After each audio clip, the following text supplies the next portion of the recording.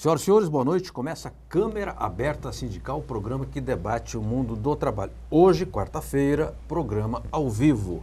Então, você que nos assiste, você que nos honra com a sua audiência, poderá logo mais telefonar aqui ao programa, fazer suas perguntas, fazer seus questionamentos e também nos contestar, porque é importante ter o contraditório no programa ao vivo, porque ele adquire dinâmica e fica, digamos, mais interessante de assistir. E também porque o telespectador faz o controle de qualidade em tempo real. Às vezes você erra um nome, erra um dado, o sujeito já liga aqui e diz, errou o nome. Mas isso eu acho bacana, não tem nenhum problema quando isso acontece. Como todo programa, hoje nós temos aqui um tema central e vamos girar em torno desse tema. Não é obrigatório seguir um script duro, mas nós vamos mais ou menos tratar do assunto. O assunto que vamos debater aqui hoje, conversar, discutir, é a questão da desoneração do IPI para os automóveis, para toda a cadeia das montadoras, a desoneração para o setor de imóveis, a indústria moveleira no Brasil é muito grande, também mudanças que o governo fez no Refis, e parece que também há algumas medidas que beneficiam exportadores. Bem, o governo, o Estado intervém no bom sentido e faz a sua parte. Para os trabalhadores, a pergunta que fica é, quais são as contrapartidas? A garantia de emprego? As empresas reduzem a rotatividade?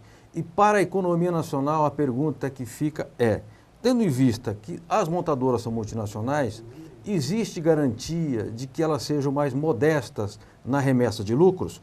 Ou elas vão pegar aquilo que economizam no IPI e remeter para os seus países de origem sem qualquer obrigação com a economia nacional, com a situação dos brasileiros e da economia do país? Nós vamos mais ou menos tratar disso e de outros temas que têm a ver com esse assunto. Com quem é que nós vamos conversar? Com o Valmir Marques da Silva, o Birubiru, que está aqui do meu lado, preside a Federação dos Sindicatos Metalúrgicos da CUT, a FENCUT. Obrigado, viu, Birubiru, pela sua presença. Prazer estar aqui. O Jorge Nazareno Rodrigues, que preside o Sindicato dos Metalúrgicos de Osasco e região. Osasco não tem montadora na base, mas tem autopeças, então é importante tratar dos reflexos dessas medidas na cadeia produtiva do setor de automóveis, etc. E também está conosco o Pedro Afonso Gomes, que preside o Sindicato dos Economistas de São Paulo, do Estado de São Paulo. É nosso vizinho, fica aqui perto, a uns 100 metros aqui da sede. Muito obrigado, Pedro. Pedro, que é usuário aqui do canal. O programa mais antigo, talvez, ou um dos mais antigos aqui da TV Comunitária, é o programa do Sindicato dos Economistas. Obrigado. Muito obrigado a você pelo convite. Birubiru, fiz aqui um sermão no começo aqui, mas agora, objetivamente, foi necessário manter a desoneração do IPI e em que isso beneficia o Brasil e os trabalhadores? Primeiro, nós esperamos que, com essa manutenção da redução do IPI até o final do ano, que estanque um pouco a crise que o setor viveu nesse primeiro semestre, né? Nós tivemos um período em que tivemos muitas demissões, a produção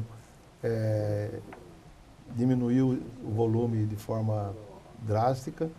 Nesse período nós discutimos muitas ações para garantir o emprego dos trabalhadores e colocou para nós uma agenda que foi muito difícil no primeiro semestre. Então, nós discutimos banco de horas, discutimos férias coletivas em quase todas as nossas montadoras e em algumas chegamos ao caso de ter que discutir o layoff, que é a suspensão do contrato, como forma de manter o emprego desses trabalhadores, desses companheiros nas fábricas, até que esse período ruim passasse. Correto. Então, existe aí tanto a manutenção da redução do IPI, quanto a renovação do acordo com a Argentina e a ação do BNDES no sentido de trabalhar em cima do PSI e Finame para melhorar o financiamento de caminhões, algumas ações no sentido de estimular a produção. Isso para nós é importante a partir do momento que nós tivemos aí um primeiro semestre muito ruim, tivemos que conviver com o perigo do desemprego nesse período.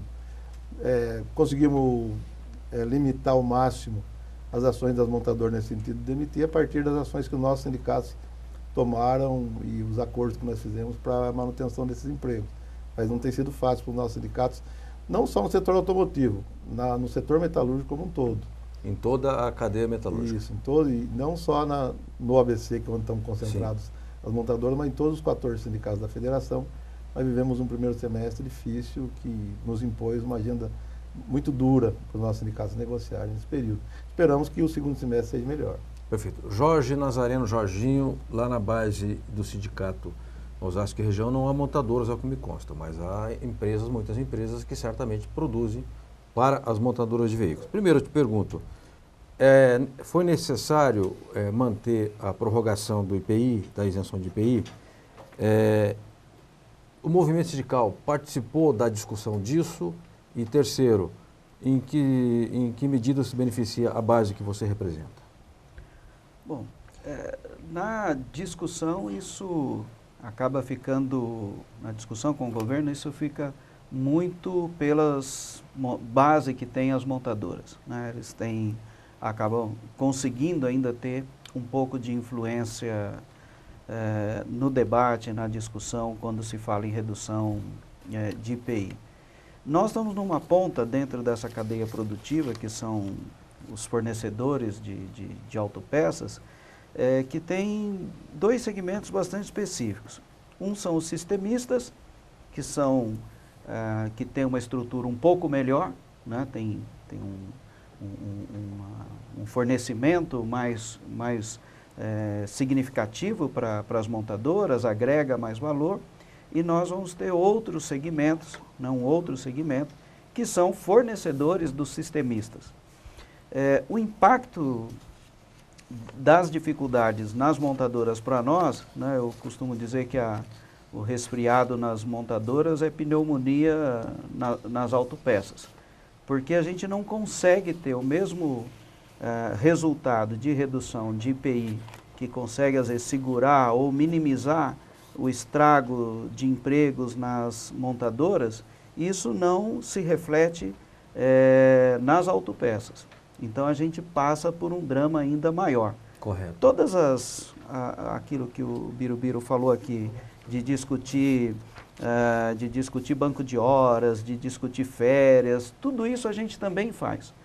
Mas infelizmente, à medida em que as montadoras vão protelando isso, o impacto, né, à medida que a montadora dá um período de férias, depois faz uma suspensão ou até mesmo um layoff, na nossa já começa a ter demissões, já começa a querer discutir redução de jornada e salários, que é uma coisa que a gente tem muita dificuldade de fazer, porque isso traz um prejuízo imenso aos trabalhadores, e em algumas situações os trabalhadores se perguntam o que é pior, né? Se é reduzir salário ou se é, em alguns casos, até mesmo perder o emprego. Correto. Pedro Afonso Gomes, presidente do Sindicato dos Economistas. Esse conjunto de medidas anunciado pelo governo, que estende a isenção do IPI, parece também que teve algumas mudanças na chamada Refis e algum incentivo de redução de impostos para empresas exportadoras.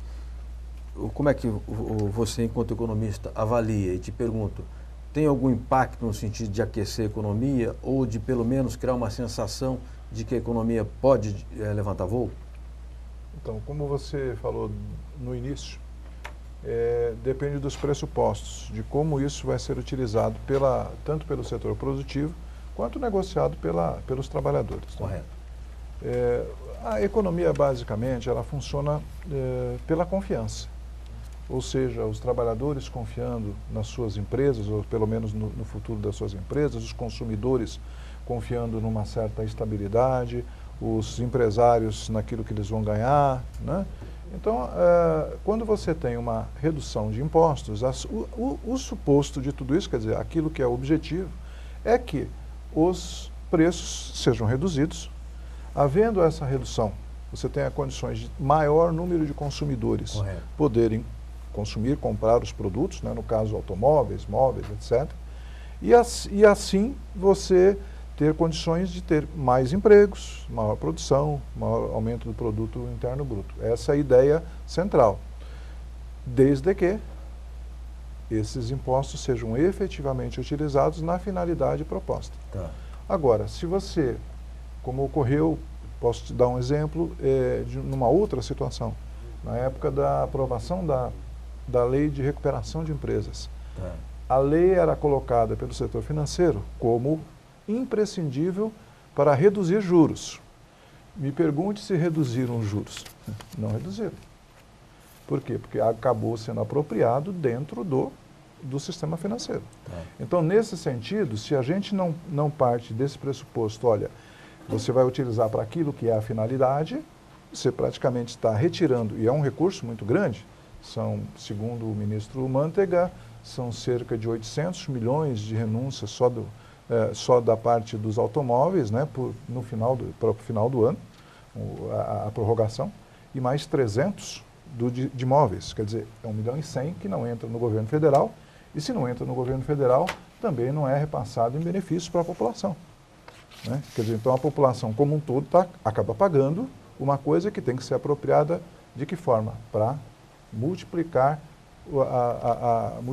a atividade econômica, né? Fazer com que a atividade econômica continue. E nós estamos numa situação difícil, porque, na verdade, como disse o Birubiru, o problema não é aumentar emprego, é que não se reduza mais. Né? Tá. Porque hoje o que nós temos é uma previsão, antes das medidas, né, dessas últimas medidas, uma previsão de queda, de aumento do desemprego. E em 2015, mais um pouquinho de aumento de desemprego.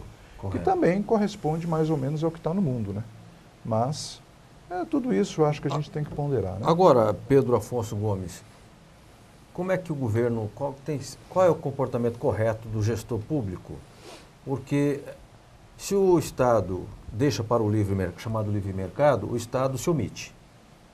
Se o Estado mete a sua colher e diz, olha, aquele setor precisa, sei lá, fazer inovar alto, precisa ter um programa aí de readequação, de realinhamento do setor produtivo, precisa incorporar novas tecnologias, precisa também dar contrapartida para os trabalhadores.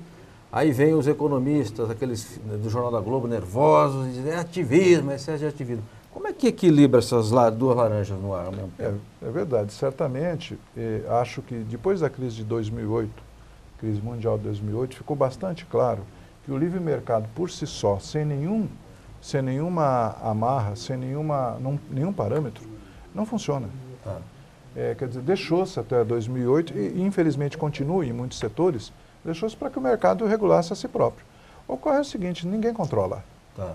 Quando você dá uma desoneração ou propicia essa desoneração, teria que haver, de alguma maneira, não é excesso de burocracia, mas sim um controle social de para onde foi esse dinheiro.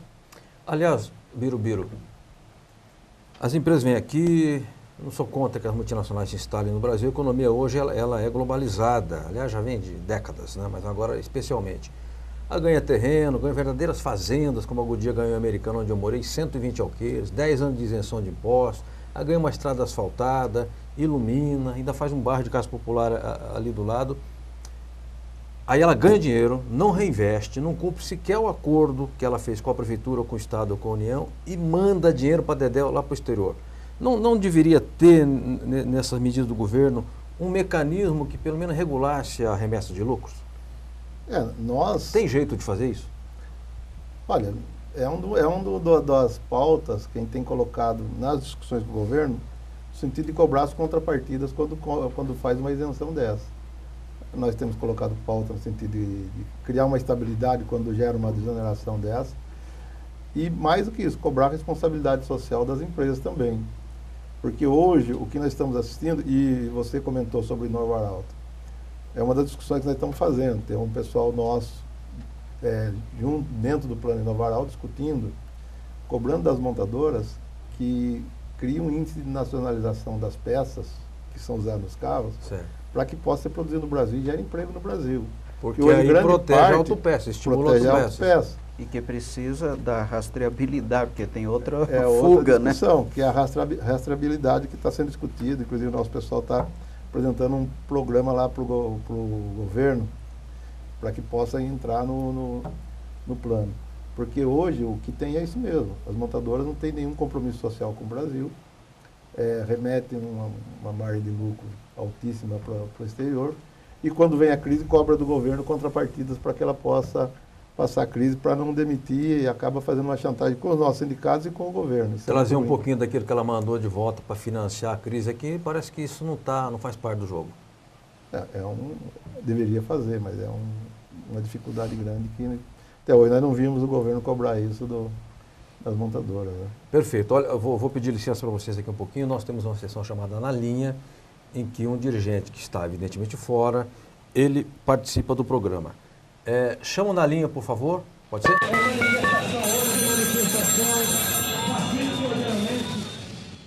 Boa noite, Miguel José Mauro, Maurão, diretor do Sindicato dos Trabalhadores em Transporte de Valores, Carro Forte, Escolta Armada do Estado de São Paulo. Obrigado pela sua participação. Mauro, o sindicato acaba de fechar um acordo coletivo para 10.500 trabalhadores do setor de Carro Forte. Conte para a gente quais foram as principais conquistas do acordo e se você avalia que foi um acordo bom. Primeiramente, Franzinho, boa noite, você e os seus convidados. É uma satisfação ficar falando com vocês aí no ar e estar passando essa conquista nossa aí do Sindicato dos Trabalhadores do Carro Forte, junto com a comissão dos trabalhadores lá, foi várias rodadas de negociações, né? Sim. Consegui o INPC, naquele período, né? Que foi 6,8, mais 2% de aumento real. Quer dizer, um acordo da categoria 2%. Para 8,08. Correto. E o Vale Refeição, e o VA, o Vale Alimentação também, conseguimos 11,16%. O Vale Refeição passou para R$23. É um valor bom, hein? E importante, né? Seguimos a orientação da FINTRAV, a Federação dos Trabalhadores em Transporte de Valores, a Federação Nacional nossa, recém-criada, de estar fechando a convenção por um ano. Sim. Com aumento real e por um ano, né? Tá. E a aceitação bem na base, Franzinho, tá grande, viu? Vários e-mails a gente está recebendo aí, o João Passo está recebendo lá, que é o presidente. Eu mesmo estive em São José ontem e hoje, o pessoal está bem contente, a aceitação está muito grande, viu? Perfeito. Bom, são 10.500 trabalhadores em todo o estado, né, Mauro? Isso mesmo, 10.500 trabalhadores no estado de São Paulo. Transporte de Valores está representando. E parece que o maior piso da categoria, incluídos aqueles 30% de adicional de risco, que é o do Fiel, foi 3.279, é mais ou menos isso, né? Estou citando de cabeça aqui. Isso mesmo. A tabela não chegou na minha mão, mas a conta que eu fiz por cima é isso mesmo, 3.200 e pouco. Perfeito. É um bom piso, né, Franzinho? Sem dúvida. Sem dúvida. E o Vale Refeição, essa conquista faz aí, ajuda bastante aí pro pessoal nosso também aí na rua. Perfeito. Mauro, quero agradecer, Maurão, muitíssimo obrigado. Aqui Na Linha é um jogo rápido e boa sorte, parabéns ao sindicato pela conquista. Um abraço a todos. Você também. Tchau. Muito bem, voltamos com Câmara Aberta Sindical, com Valmir Marques da Silva, Birubiru, presidente da Federação dos Sindicatos Metalúrgicos da CUT-SP, a FENCUT, Jorge Nazareno Rodrigues, que é presidente dos Sindicatos Metalúrgicos de Osasco e região e é dirigente da Força Sindical, portanto, duas centrais presentes aqui ao programa, e o economista Pedro Afonso Gomes, que preside o sindicato da categoria. E como o programa ao vivo, você tem várias intervenções que às vezes não tem necessariamente ligação com o tema, eu não poderia deixar aqui de contemplar o Jaime do Bonfilholi, que participa de todos os programas, ele tem carteirinha aqui, permanente, que chama, né, que nem tinha antigamente em clube, né? Ele diz o seguinte: o ingresso para os jogos da Copa eram muito caros e os que foram comprados no câmbio negro, a compra foi realizada em dólar. Qual seria o perfil social daqueles que vaiaram e xingaram a presidente durante os jogos? Eu acho que a sua pergunta já responde, né? Evidentemente que eu vi, é claro que a Globo ela é seletiva, ela tem uma espécie de eugenia visual.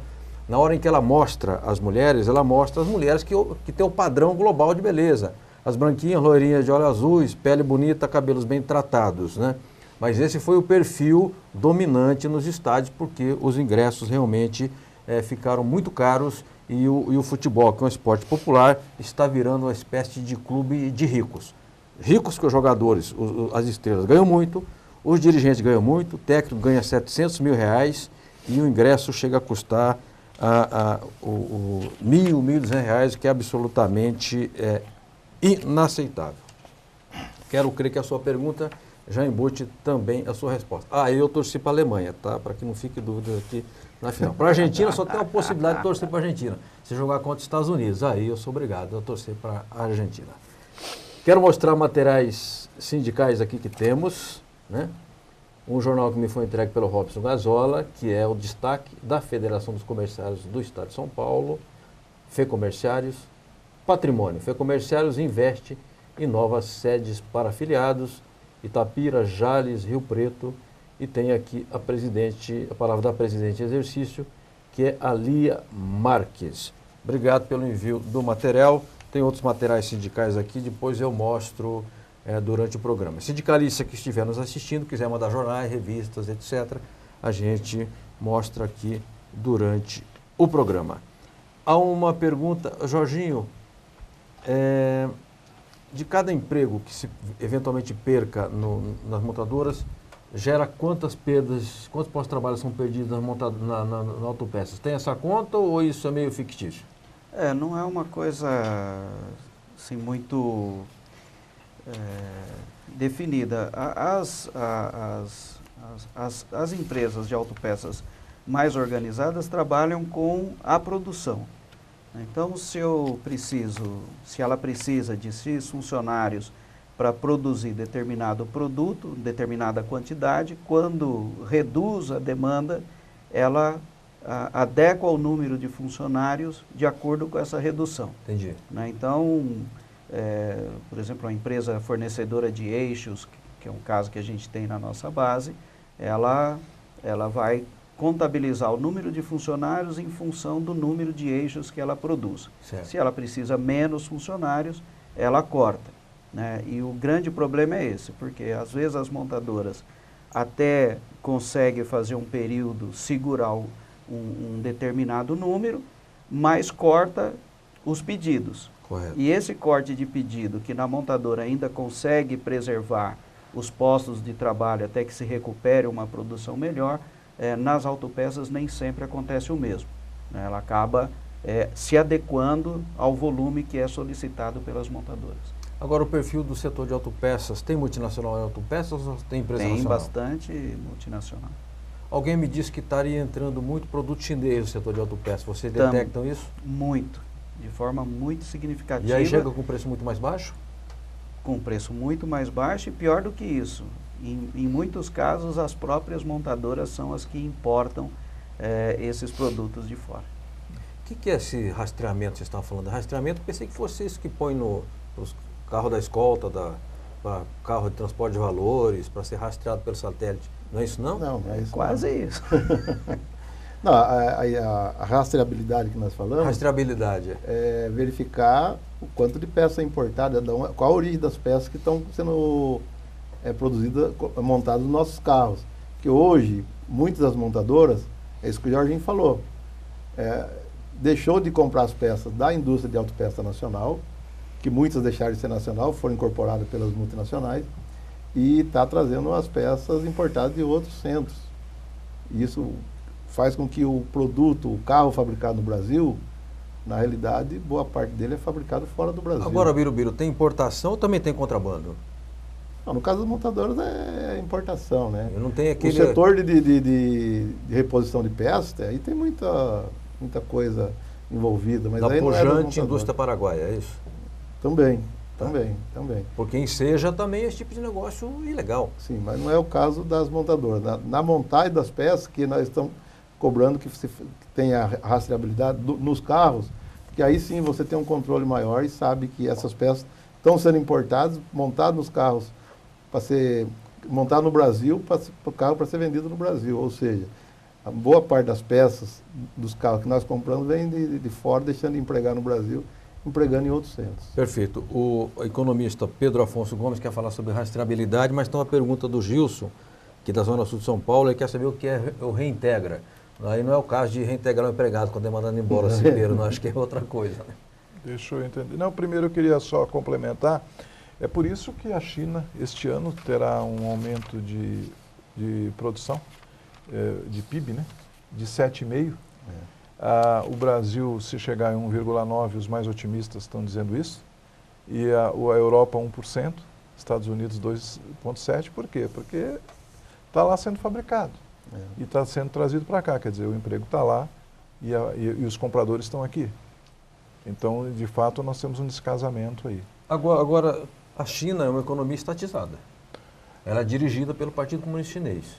Mas o já Estado existe, ele faz todo o planejamento da economia. mas já existe alguns centros que são privados, né? São aquelas zonas que o dengue começou lá nos anos 80. Porque com certeza não haveria outra forma, você considerando um pouco a história da China, de haver investimento, porque tudo em volta da indústria é investimento, né? Então você também precisa ter um pouco de iniciativa. Então existem alguns lugares que você tem iniciativa privada forte.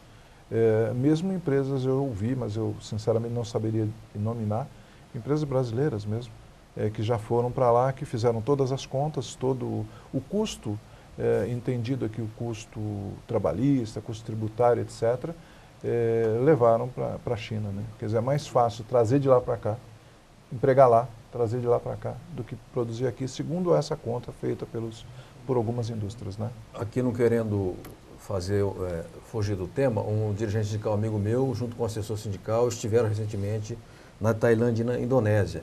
E a China está transferindo também plantas, né, produtivas para esses países onde o salário é muito mais baixo que na China. Por quê? Porque no último congresso do Partido Comunista Chinês, eles tomaram algumas decisões. Uma delas é de que passa a ser política de Estado aumentar os salários. Por quê? Porque precisa formar mercado interno. Sem mercado interno, você não sustenta economia nenhuma. Então, daqui a pouco nós vamos ter, Jorginho e Birubiru, a concorrência das tailandesas e da Indonésia e do Vietnã também. Então, se preparem. Pergunta a Estela de Itaquera, eu passo para o Birubiru. A redução do IPI serve para carros usados também? E nos carros 0 km, é só para os populares ou para os carros top também? São só para carros novos. Tá. E tem uma escala, né? Os carros populares a redução é maior. Na realidade, é a manutenção da redução do IPI já estava em vigor, né? Era para acabar agora em julho. O que o governo fez foi estender essa redução até o final do ano. Certo. E é só para carros novos e vale para todos os carros, só que dentro de uma escala de valores, né? Correto. Eu quero perguntar ao Jorginho, tem uma pergunta aqui da Vilma de Osasco, mas eu quero também colocar um outro assunto para perguntar para o nosso economista aqui. A Folha de São Paulo, de sexta-feira, traz uma matéria até com certo destaque, que diz o seguinte: Brasil eleva a adoção de medidas de proteção à indústria em 2014. Até junho foram 17 medidas antidumping, ante 3 ações no primeiro semestre. E também no Inovar, se não me engano, há um aumento da nacionalização das peças. Verdade. Sobre esse assunto, eu queria contar uma história rapidamente, que já me chamam para o intervalo. Eu entrevistei o professor Carlos Lessa, que é um economista respeitado e presidiu o BNDES. O Carlos Lessa me contou na entrevista que ele foi um dos que participaram da elaboração do plano de governo do Juscelino Kubitschek, o plano de metas. E que o Juscelino, embora tenha trazido as multinacionais para montar os veículos, porque não havia montadora nacional, exigiu que o setor de autopeças fosse de 100% de peças nacionais. E assim vigorou até o glorioso golpe de Estado de 64, que é uma das primeiras medidas que a ditadura adotou, até como paga para as multinacionais que lhe deram apoio no golpe e na sustentação do regime, foi acabar com o índice de 100% de nacionalização. E só agora, em 2012 a 2013, nós conseguimos ver como a história é complicada. A gente conseguiu recuperar um pouquinho daquilo que nós perdemos. Então, eu ouvi isso do professor Carlos Lessa, gostaria de contar essa história. Temos intervalo, 2 minutos, e voltamos daqui a pouco para falar do impacto das medidas da continuação da redução do IPI para automóveis e para móveis, mudanças no refis, parece que melhorias, e também outras medidas que supostamente protegem a indústria e preserva emprego. Mas voltamos já, ok?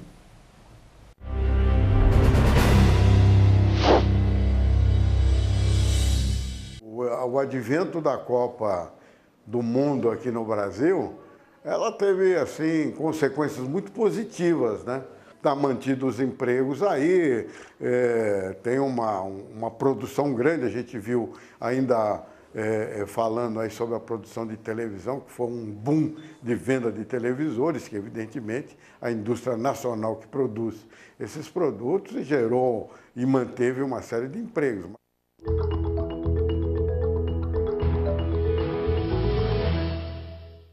Comissão de Constituição e Justiça e de Cidadania da Câmara dos Deputados instalou na última quarta-feira, 2 de julho, a Subcomissão Especial da Classe Trabalhadora, que pretende analisar os projetos de interesse dos trabalhadores e proposições em tramitação na CCJ. Primeiro, nós temos que parabenizar a iniciativa, né? Quem teve a iniciativa de criar essa subcomissão, e registrar a sua importância, né, exatamente pelo volume de trabalho que é dedicado a essa comissão.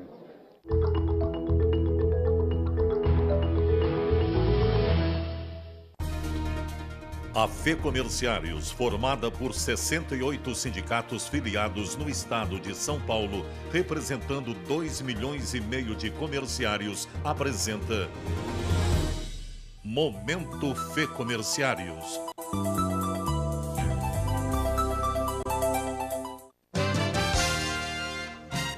Os sindicatos filiados à FEComerciários já começaram a selecionar suas candidatas ao concurso Miss Comerciária Paulista 2014. Esse ano, o evento tem como tema o combate ao câncer de mama. Por isso, muitas ações para a realização de mamografias por meio dos sindicatos já estão acontecendo em toda a base sindical comerciária. É a diretoria da Federação dos Comerciários do Estado de São Paulo valorizando a beleza e a saúde das comerciárias paulistas. Juliana Pereira é a atual representante das comerciárias em todo o estado. Ela é de Barretos.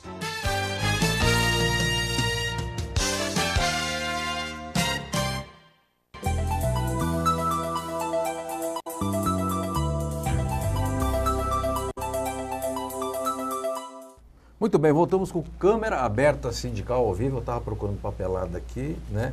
Eu quero reafirmar que hoje nós estamos aqui com o Valmir Marques da Silva, o Birubiru, que preside a Federação dos Metalúrgicos da CUT, a FENCUT, Pedro Afonso Gomes, presidente do Sindicato dos Economistas do Estado de São Paulo, e o Jorge Nazareno Rodrigues, que preside o Sindicato dos Metalúrgicos de Osasco e região. Osasco, filiado à Força, FEM, filiado à CUT, economistas... O GT. É o GT? É. Então temos 3 centrais sindicais aqui. Para que o Patá não reclame e diga assim, você não fala da OGT no seu programa. A OGT está presente, viu, Ricardo Patá? Quero também registrar a presença de umas moças aqui, trabalhadoras e colegas nossas aqui presentes. É possível mostrá-las? Andréa, Viviane, Gilza e Paixão. Elas são trabalhadoras metalúrgicas e uma delas que também é assessora da federação. Estava até fotografando agora há pouco aqui o programa. O Robson Gazola, que é jornalista e diretor aqui da TV Comunitária, passa um bilhetinho. Amanhã, dia 17, os metalúrgicos de Osasco, foi o Robson, alguém me passou isso aqui, faz o 35º ciclo de debate para discutir o combate aos acidentes de trabalho. É isso mesmo? É isso mesmo. Já são 35 anos que o sindicato desenvolve essa ação, né? Sempre no mês de julho. E amanhã nós vamos apresentar uma pesquisa com os dados de acidentes entre os metalúrgicos da nossa região. E, infelizmente, com um quadro nada satisfatório, né? Deteriorou-se muito a proteção aos trabalhadores nas empresas. Tivemos um índice alarmante de mortes ao longo dos últimos anos. E, pior do que isso, o tempo que leva para se fiscalizar, para criar condições para que os trabalhadores não sejam vítimas de tantos acidentes e, em muitos casos, de mortes no ambiente de trabalho. Infelizmente, é um quadro muito grave. Vai ser na sede do sindicato? Na sede do sindicato. Endereço? Na Rua Erasmo Braga, 310, em Presidente Altino, às 19 horas. E aberto para metalúrgicos e todos? Não só para metalúrgicos, qualquer pessoa que tiver interesse em participar. Perfeito. E vai ser apresentada uma pesquisa, infelizmente, muito ruim do ponto de vista das condições de saúde e segurança dos trabalhadores. Bom, eu registro que o sindicato conta nos seus quadros com o obstinado Carlos Aparício Clemente, que eu conheci em 85, e que desde aquela época já se dedicava à causa dos combate aos acidentes de trabalho, melhoria das condições de trabalho, combate às doenças do trabalho, chamava na época doenças ocupacionais, e que hoje tem um trabalho muito interessante pela integração ao trabalho dos portadores de deficiência. Já esteve aqui no Câmara Aberta falando sobre esse tema também. Mostra aqui, por fim, um outro material sindical, o Jornal Sindical, Companheiro Metalúrgico, do Sindicato dos Metalúrgicos de Guarulhos e região. Sindicato investe e amplia patrimônio do metalúrgico. Tem aqui uma obra que está em construção na Praia Grande, um futuro hotel Colônia, que eles chamam. Embaixo, uma conquista sindical. Trabalhador da NCO comemora restaurante. Evidentemente estão felizes por causa disso, porque comer de marmita ninguém merece. E, por fim, festa julina será dia 26, entrada grátis. É a festa da categoria no Clube de Campo. Mais informações no sindicato. As pessoas terão lá as informações a respeito de festa, horário, quem participa e tudo mais. Eu quero perguntar, tem perguntas aqui, eu quero perguntar ao Pedro Afonso Gomes, do Sindicato dos Economistas. Deixa eu ver que eu tenho uma pergunta aqui. Bom, eu vou somar 2 ou 3 perguntas. Aqui tem uma pergunta de Paulo do Tremembé: de que forma efetiva a redução do IPI ajuda o Brasil a crescer? Uma pergunta aqui de Francisco do Centro: até quando vai a nova redução do IPI e, com ela, qual a estimativa de impacto no crescimento da economia? Perfeito. Bem, como ajuda a economia?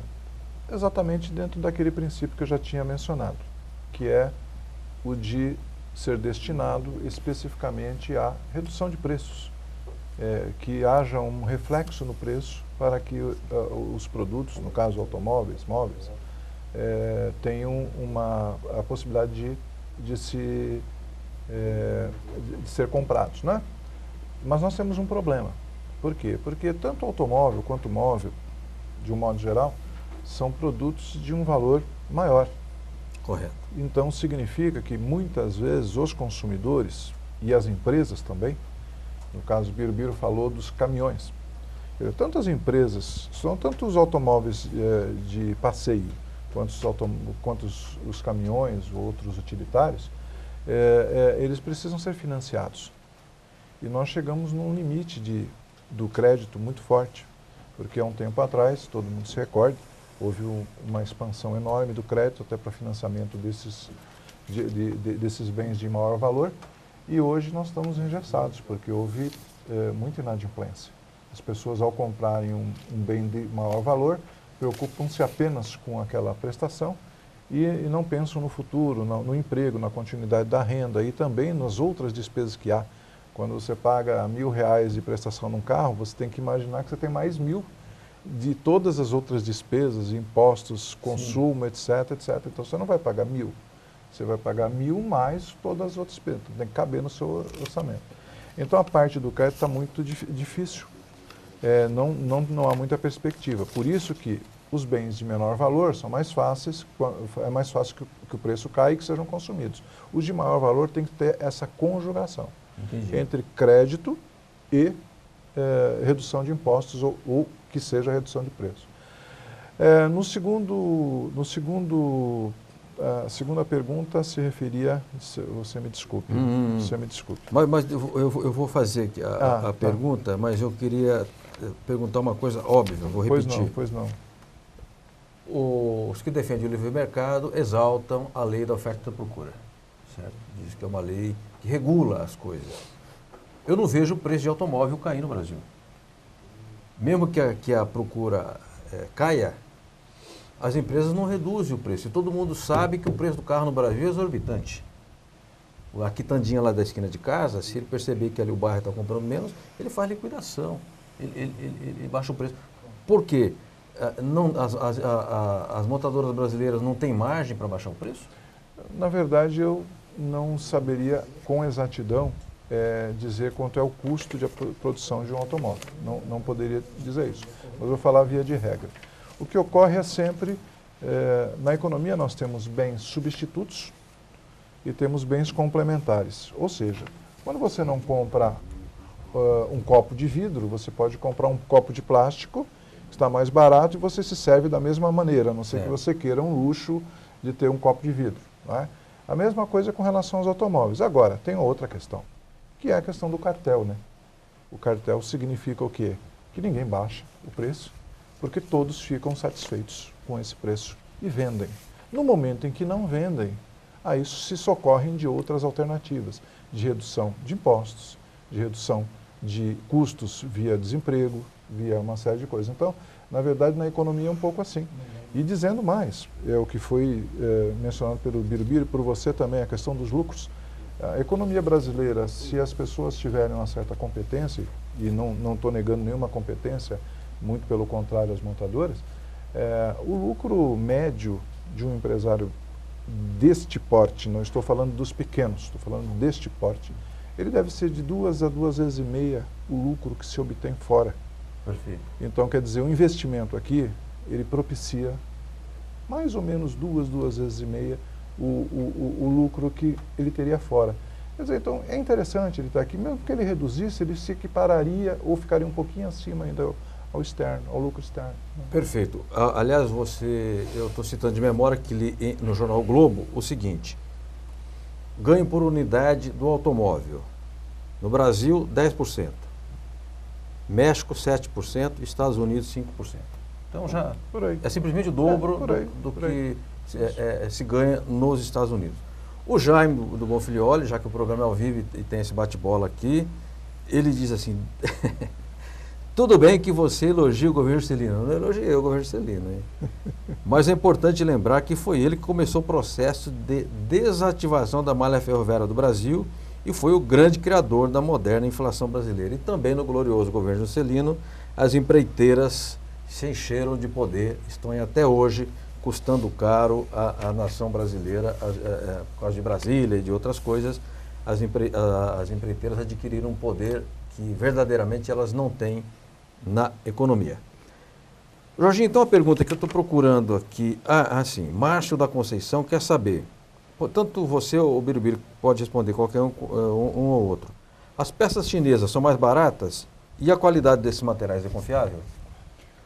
Bom, se você olhar talvez para uns 15 anos por aí, você poderia dizer que nós teríamos uma qualidade bastante duvidosa. Mas hoje eu acho que não dá para dizer a mesma coisa. Eu acho que tem muitos produtos oriundos da China que já têm uma qualidade relativamente satisfatória. Não que isso seja uma realidade para todos os produtos, mas você tem alguns segmentos sim que tem produto, até porque de tanto copiar, de tanto fazer, conseguiram melhorar. Para quem... infelizmente eu não tive a oportunidade ainda de visitar a China, mas eu pude ver vídeos de fábricas na China há 10, 15 anos e a mesma fábrica hoje. É totalmente diferente. Em alguns casos eu diria que tem fábricas na China, metalúrgicas, por exemplo, que botam algumas aqui no chinelo, do ponto de vista de ambiente de trabalho até. Então, provavelmente a qualidade, em alguns casos, acompanha isso. O que vem é que é um conjunto de coisas que estão colocadas no produto chinês que faz com que ele chegue aqui, de fato, num preço que inviabiliza muitas empresas. Nós podemos citar aqui aço, por exemplo, né, embora ele saia daqui minério, mas volta mais barato do que o aço que você compra aqui. Né? Então, como é que é essa mágica? Né? Será que é só impostos ou você também tem uma margem, como disse, de ganho exagerada que faz com que a pessoa, mesmo importando, tendo transporte de navio, pagando tudo que se paga para chegar até aqui, ainda chegar mais barato? E também lá na China tem escala, né? Tem ganho de escala. Tem escala. Sim, mas para aço nós temos muita escala. O consumo de aço no Brasil é uma coisa impressionante, não é uma coisa pequena. Porque você imagina só o que se consome, quer dizer, na economia no geral, mas nesse programa Minha Casa Minha Vida, se consome muito aço na construção civil, não é isso? Todos os segmentos de aço, seja para a construção civil, seja para a indústria de transformação, indústria automotiva, é aço. Né? Todos levam em consideração o custo de aço no processo de produção. Perfeito. Me avisa o Fernando que temos uma reportagem. Toda edição do Câmara Aberta Sindical tem aquele que a gente chama de uma externa, porque o programa tem que ter dinâmica. Tem dinâmica na medida em que os entrevistados, como os de hoje, têm conteúdo e falam com desembaraço. mas sempre ajuda e traz uma informação que não está exatamente ligada ao programa. Vamos à externa, voltamos já já com o Jorginho, com o Birubiru, com o Pedro Afonso Gomes, ok?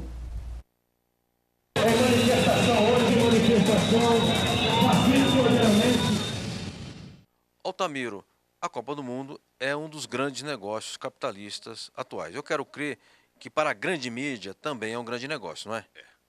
É um enorme negócio. Eu acho que a mídia, aí no caso quando a gente fala Copa do Mundo, mídia, na verdade a gente fala Globo. Porque a TV Globo tem o direito de exclusividade de transmissão. Ela que repassa. O que ela faz? Ela faz uma manha muito inteligente. Como a concorrência dela principal é Record e SBT, ela só repassa para Bandeirantes.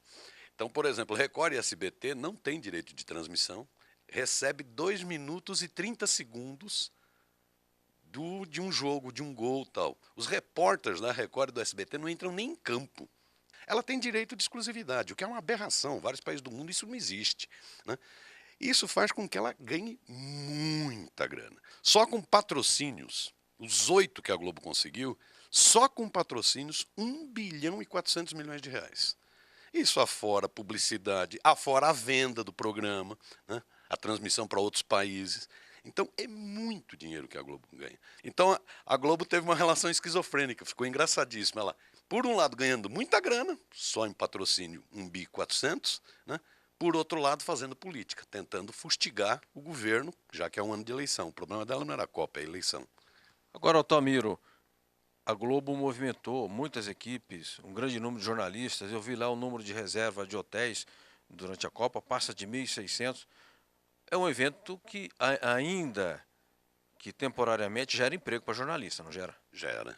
Não, isso é um grande evento, né? Você está transmitindo, nenhuma campanha publicitária conseguiria isso. Você está transmitindo o Brasil para 3,5 bilhões de pessoas no planeta. Você está atingindo 200 países. Você tem 20 mil profissionais de imprensa do mundo inteiro aqui. Isso é de uma grandiosidade. Não existe evento que tenha essa capacidade para usar um termo do mercado, da marca Brasil. E você vai ter logo na sequência a Olimpíada, que foi outra conquista. Isso é vitória do povo brasileiro, né? Isso é vitória do governo brasileiro. Isso vai para o mundo. É um baita evento. Por isso que mobiliza tantos recursos.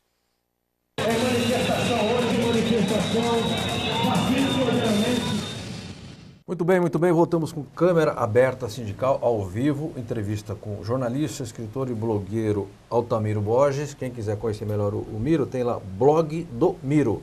Blog do Miro, ele debate muito a questão da mídia. Não é restrito a isso apenas o conteúdo, mas é o foco, digamos, central de seu blog. Eu estava conversando aqui no intervalo com o economista Pedro Afonso Gomes, que lembrava um detalhe importante. Além do ganho do carro no Brasil ser 10% em cima da unidade, no México 7%, nos Estados Unidos 5%, tem ganho financeiro, porque hoje as montadoras têm banco. Exato, de alguma forma... Qual que é o ganho? Dá para mensurar? Veja, é uma financeira, isso não é dado meu, e quero esclarecer, não sou contra o lucro, não, mas só que ele tem que ter um certo controle, né? O ganho de financeira é mais ou menos 40% sobre o total emprestado. Então, se você imaginar 10 mil emprestados, no final, tirando todos os impostos, custos de captação, etc., você tem 4 mil de lucro. E isso vale para um carro também ou vale mais para um qualquer liquidificador? Qualquer tipo de bem. Então, você tem um bem 4, 5 anos, você vai ter isso aí de lucro em cima. Quer dizer, o bem custa 30, vai te dar um lucro financeiro de 12, por aí. Em torno disso, fora o lucro normal industrial, né? Vamos dizer assim, comercial. Olha, eu acho que, Birubiru e Jorginho, quando vocês forem discutir a participação nos lucros, vocês podiam incluir para os trabalhadores a participação no lucro financeiro também, viu, Birubiru? Aproveita agora a campanha lá da FEM e já põe isso aí na pauta. Aí você vai brigar com os bancários que também querem a parte... É verdade. Não, chama os bancários para ajudar. Birubiru, você me dizia da alta rotatividade que há no mercado de trabalho no Brasil e também no setor metalúrgico.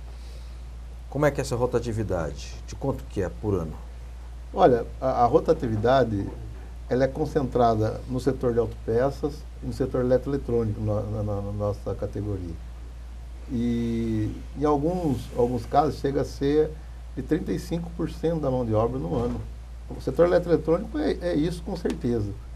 O setor de autopeça chega a 23%, 22%, que faz com que toda a demanda que os sindicatos criam no sentido de sindicalizar, de formar os trabalhadores ou de conscientizar os trabalhadores, vá tudo para o espaço numa ação de rotatividade como essa. Tá. Então, no Brasil, ainda a rotatividade é muito alta. Nós conseguimos colocar na nossa convenção uma cláusula que garante que os nossos sindicatos possam estar discutindo uma forma de minimizar essa rotatividade.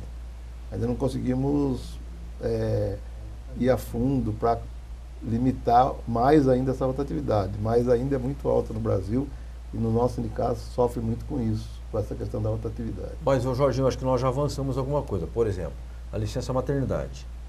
Hoje é de 120 dias, em alguns casos pode ser a 180, porque tem uma lei que possibilita essa empresa aderir lá a um programa.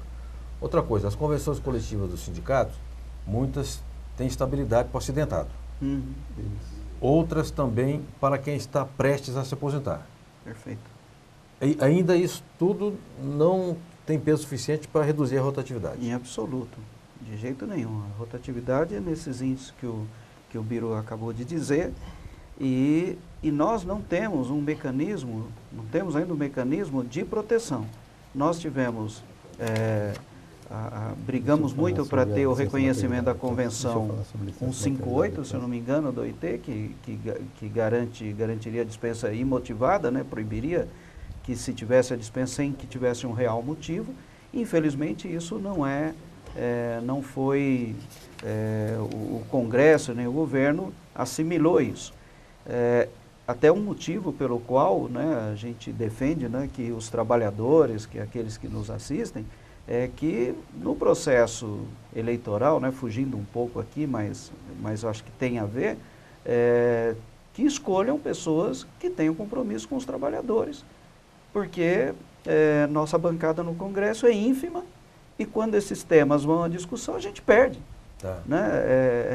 É incrível como a gente perde esse debate, porque os empresários são maioria nessa hora, ou aqueles que eles financiam são maioria nessa hora.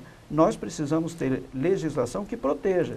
Se pegar os metalúrgicos, por exemplo, ao longo, talvez, dos últimos 10, 15 anos, nós não tivemos ano que a gente não teve aumento real. Mas a massa salarial não cresceu na mesma proporção. Cresceu muito pouco nos últimos anos, em função de políticas de governo até. Né, que conseguiu fazer com que o nível de emprego fosse maior, elevou a um nível bastante grande em todos os segmentos no país, e isso permitiu que nós tivéssemos um pequeno avanço na massa salarial. Perfeito. Mas nós ficamos anos sem ter avanço nenhum, porque a rotatividade acabava comendo todo esse ganho que o trabalhador tinha. Biro, rapidamente estamos correndo contra os segundos. Na rotatividade, a empresa manda embora quem ganha mais e contrata para pagar menos, é isso? Essa é a lógica elementar da rotatividade. E é muito cruel, né? É isso que o Jorginho falou. Os sindicatos organizam uma campanha salarial, sai com acordos vitoriosos da campanha salarial, passado alguns dias as empresas vêm, fazem as demissões e demitem o pessoal que está no teto salarial e contrata no piso. E só para esclarecer, no nosso acordo, nós iniciamos a nossa campanha salarial hoje, a primeira negociação. No nosso acordo, a licença maternidade já é 180 dias. Já é regra geral. 3 grupos, nós somos 6 grupos de negociações. Somente 3 grupos ainda não é uma condição final. É uma sugestão, uma condição que a empresa pode adotar ou não. E você acha que dá para fechar esse ano com todos? Esse ano a gente fecha com todos, com certeza. O objetivo é esse. E também, no nosso acordo coletivo, nós temos a estabilidade para o portador de doença profissional também. Que é uma conquista que nós tivemos na nossa convenção, já vem de longa data, e agora nós conseguimos estender para todos os trabalhadores metalúrgicos do Estado de São Paulo da CUT. Perfeito. Pedro Afonso Gomes, economista, presidente do sindicato da categoria, pergunta o Nildo Nogueira, sindicalista comerciário do bairro do Limão. Qual é a verdadeira inflação mensal nos alimentos? Hoje um pãozinho de 50 gramas está custando R$1 e há 3 meses custava 60 centavos, diz ele. O leite era R$1 e agora custa quase 4. Como o trabalhador com o piso salarial que ganha consegue se alimentar com o pão nosso de cada dia? Bem, não existe um número melhor do que esses que nós temos de inflação, de índices de inflação. É preciso que a gente entenda que cada pessoa tem a sua inflação. A pessoa mais velha tem a inflação dos seus gastos, ou seja, dos gastos de remédios, hospital, saúde, que se gasta mais. Aquele que é mais novo na educação, etc. E a maioria das pessoas sobrevive, né? Não tem grandes sobras, então é alimento. Então, quando o alimento pesa demais, o que ocorre? A inflação daquela pessoa, daquela categoria, daquele segmento se eleva. E quando os alimentos têm uma redução de preço, evidentemente que fica melhor para aquele segmento. Então não existe uma cesta, são vários índices, vocês sabem, mas é preciso entender que cada um tem. Então, às vezes, em determinada região, para determinada categoria, a inflação está muito acima daquela que está colocada nos índices oficiais. Entretanto, em outras pode acontecer exatamente o contrário. Então é esse cuidado só, para se ver o metalúrgico, qual é a faixa dele, qual é o tipo de cesta, né? Ele tem a sua inflação. E assim por diante, aquele que estuda, aquele, né? O mais velho, essas situações. Não tem um índice que eu possa lhe dizer com certeza, senão eu vou afirmar alguma coisa sem ter base. Perfeito. Agora a manipulação dos índices, como já houve na ditadura, não tem mais. Eu imagino que não. Imagino que não tenha, porque na verdade os institutos eles sobrevivem da sua credibilidade. Pode haver algum erro técnico na montagem, por exemplo, da cesta, como é o caso do IGPM, no caso do IGPDI, que é uma cesta muito criticada por boa parte de nós economistas. Mas está lá, a coleta é aquela, né? Se a gente gosta ou não do índice é outra questão. Perfeito, chegamos ao final do programa, uma hora passa rapidamente.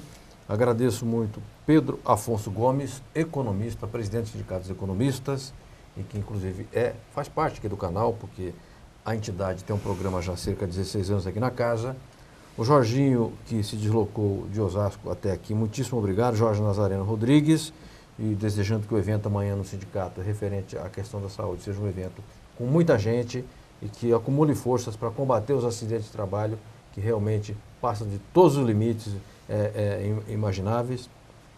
E o Birubiru, Valmir Marques da Silva, muitíssimo obrigado. Me avisam aqui, eu vou ler, que na agência sindical onde eu trabalho nós temos uma rádio na web, que toda sexta-feira fazemos o programa da sexta, mais ou menos um bate-papo de uma hora e pouco, fala-se sobre tudo.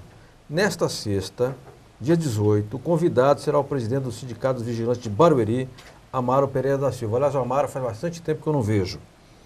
Ele vai falar da atuação dos agentes de vigilância privada na Copa do Mundo. O programa da sexta é às 17 horas na rádio Web Agência Sindical. O endereço é pelo site www.agenciasindical.com.br. O Amaro foi um dos credenciados pela FIFA na questão da segurança, porque durante o período da Copa se gerou um grande número de emprego para trabalhadores da vigilância, da segurança privada, né? E fazer o registro de que, embora a Copa do Mundo tenha reunido cerca de 3.200.000 pessoas nos estádios, praticamente não houve incidente. Fora muito pouco e dentro menos ainda. E nesse caso, os trabalhadores do setor de vigilância privada que estavam ali, tiveram uma atuação realmente profissional e digna de elogios. Mas quem vai falar sobre isso amanhã é o Amaro. Eu quero agradecer a todos os que nos assistiram. Quero agradecer especialmente aos que mandaram perguntas e aos que nos questionaram, como bem fez e deve continuar fazendo o Jaime Bonfilioli. Agradecer Birubiru, agradecer o Pedro e agradecer o Jorginho. Até quarta-feira que vem com um novo Câmara Aberta Sindical. Forte abraço. Este programa tem o apoio da TV Interação, Associação Vida e Trabalho e da Ordem dos Advogados do Brasil, Seção São Paulo.